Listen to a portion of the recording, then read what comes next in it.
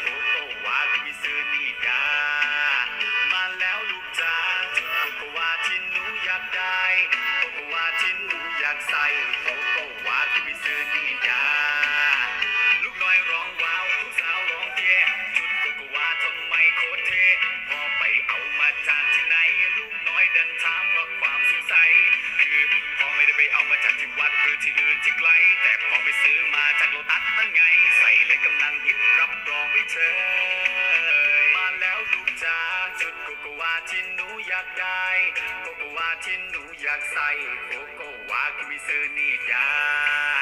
มาแล้วลูกจ๋าชุดโกโกวาที่หนูอยากได้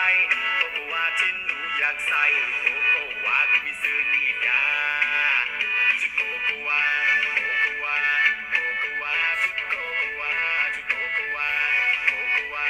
โกโกวาชุดโกโกวาชุดโกโกวาโกโกวาโกโกวาชุดโกโกวาชุดโกโกวาโกโกวาโกโกวาชุดโกโกวา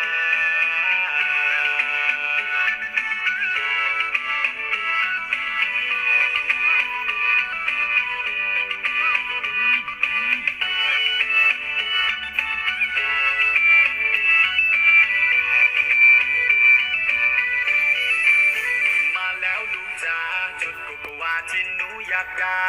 โกโกวาที่หนูอยากใส่โกโกวาคือมิซื้อนี่ดามาแล้วลูกจ๋าชุดโกโกวาที่หนูอยากได้โกโกวาที่หนูอยากใส่โกโกวาคือมิซื้อนี่ดาชุดโกโกวาโกโกวาโกโกวาชุดโกโกวาชุดโกโกวาโกโกวา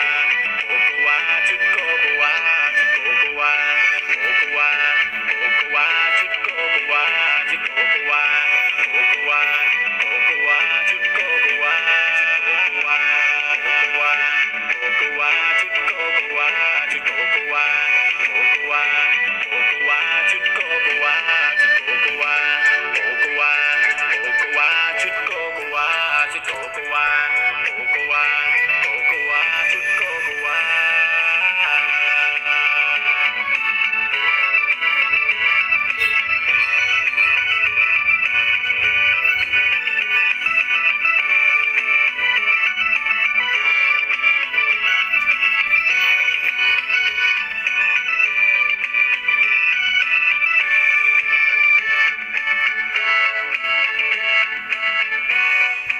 มาแล้วลูกจ๋าชุดโกโกวาที่หนูอยากได้